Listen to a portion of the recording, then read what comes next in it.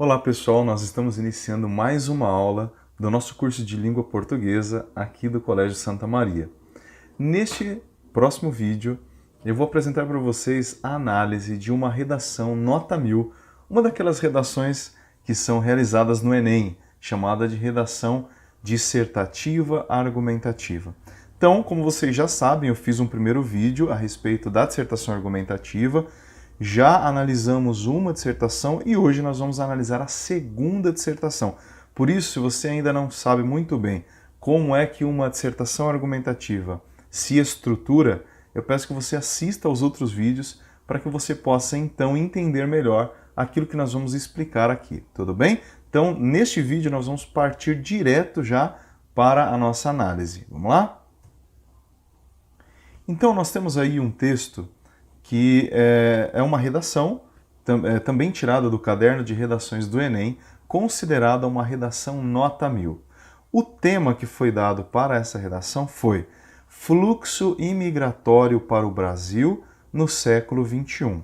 Então nós já começamos analisando o título, aliás o tema, né? O tema é Fluxo imigratório para o Brasil, ou seja, esse tema diz respeito à imigração, ou seja, as pessoas que vêm de fora para o nosso país no século XXI. É sempre bom a gente analisar o título, né, o tema da nossa redação, por quê? Porque eu sempre digo que cada elemento é essencial e pode mudar totalmente o rumo daquilo que nós vamos escrever. Por exemplo, nós estudarmos a imigração para o Brasil no século XXI, é totalmente diferente do que se nós estudássemos o fluxo imigratório para o Brasil no século XVIII, por exemplo. Seria uma redação completamente diferente. Portanto, nós estamos falando aqui do século XXI. A imigração neste século é completamente diferente das que nós tivemos anteriormente.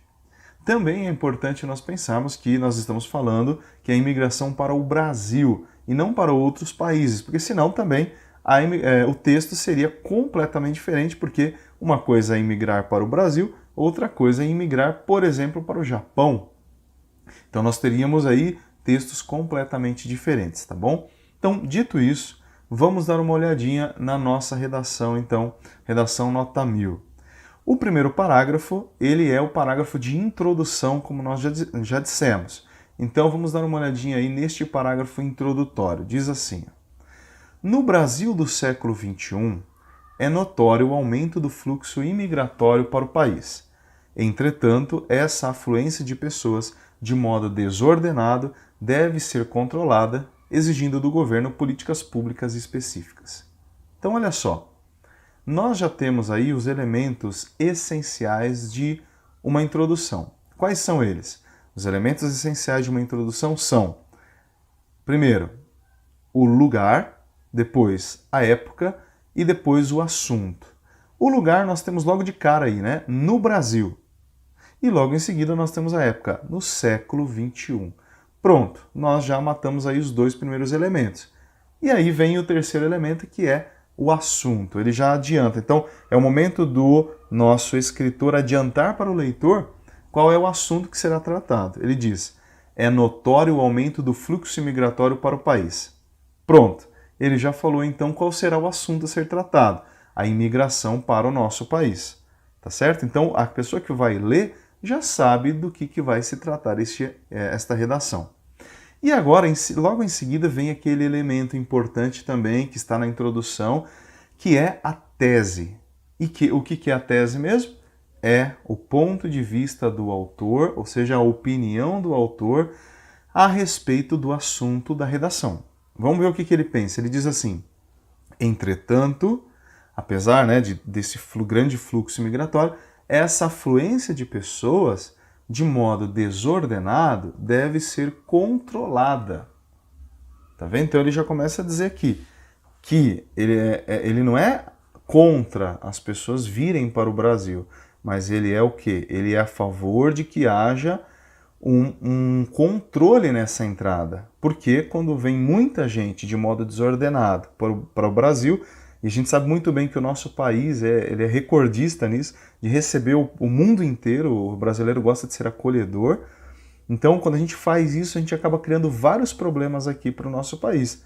Então ele diz que é preciso controlar melhor esta entrada de imigrantes, exigindo do governo políticas públicas específicas. Então ele já está dizendo qual a opinião dele.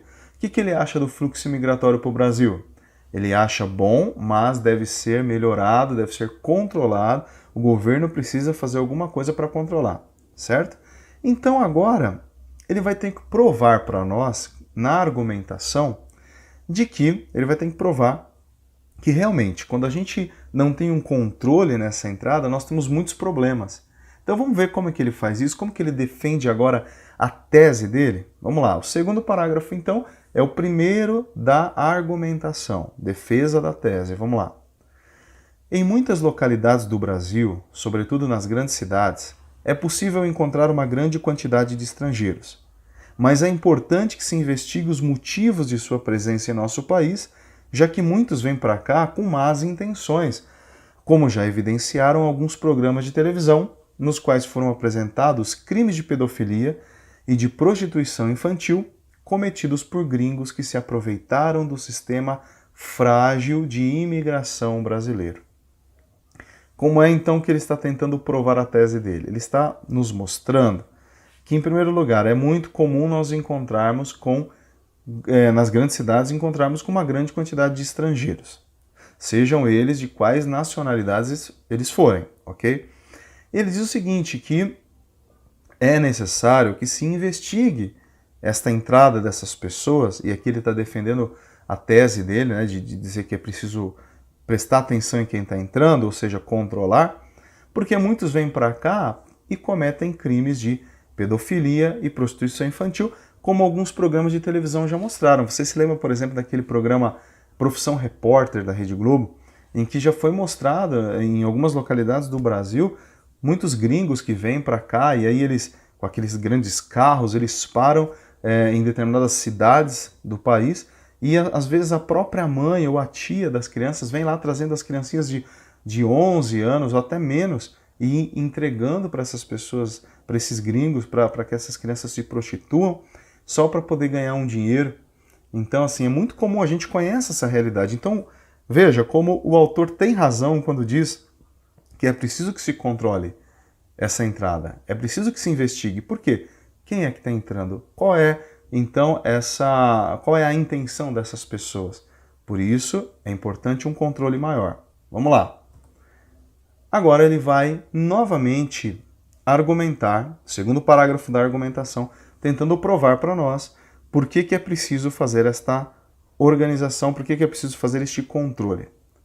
Além disso, o tráfico de drogas, devido à fraca fiscalização das fronteiras, tem aumentado dia após dia. Basta ver o que é mostrado nos noticiários sobre o aumento de dependentes químicos em todas as cidades do Brasil. Sabe-se que a droga entra pelas fronteiras sem que os transportadores sejam presos ou sequer vistos. Vejam, então ele está colocando um segundo problema que pode ser ocasionado devido à falta de ordem, à falta de controle na entrada dos imigrantes. Ele diz que muita gente vem para cá para traficar. Veja o grande problema que nós temos nas fronteiras, diz o autor. As nossas fronteiras, infelizmente, têm uma fraca fiscalização e é evidente que nós temos uma fronteira gigantesca, muito grande, que é realmente complexa, né, para você conseguir fazer toda uma fiscalização. Então, por causa desta fraca fiscalização, desta debilidade que nós temos, muita gente vem para cá trazendo então drogas. Veja, por exemplo, aqui esses países sul-americanos, a Bolívia, né, por exemplo, que as pessoas que acabam passando pela fronteira, elas entram aqui e muitas vezes a polícia não consegue nem ver. Elas entram com toneladas de drogas e aí vai aumentando então os dependentes químicos no nosso país. Então veja o problema que é causado quando não há também um controle nas fronteiras. Então, novamente, a tese dele está sendo defendida. É preciso que se fiscalize as pessoas que estão entrando aqui. Depois, ele vai então abrir o terceiro parágrafo de argumentação.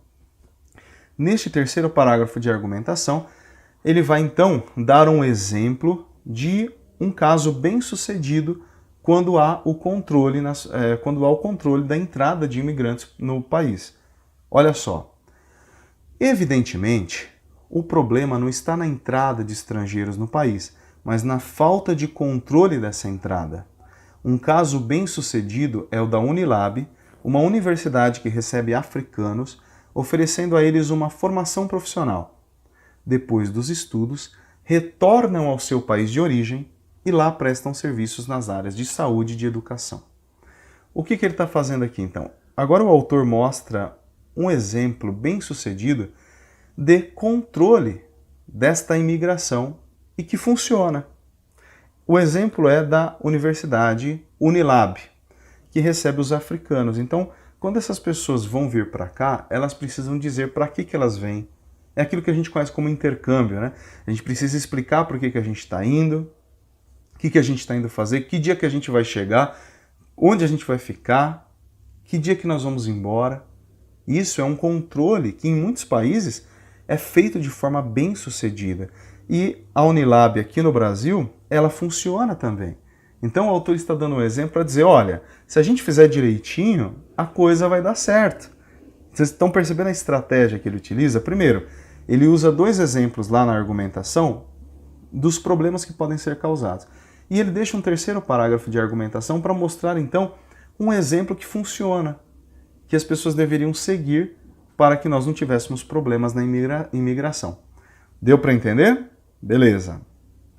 Então, só complementando, depois que essas pessoas estudam aqui, elas voltam para os seus países e lá elas prestam serviços para os seus cidadãos, seus concidadãos, certo? Vamos lá. Último parágrafo. O último parágrafo é da conclusão e da proposta de solução. Olha o que ele diz então. Assim, constatando os problemas gerados pela ausência de fiscalização na entrada de estrangeiros no país, o governo deve investigar caso a caso, reforçando e investindo em segurança, principalmente nas fronteiras, preocupando-se também em auxiliar aqueles que para cá vêm com boas intenções, de modo definitivo ou apenas por um tempo determinado. Então, o que o autor faz agora?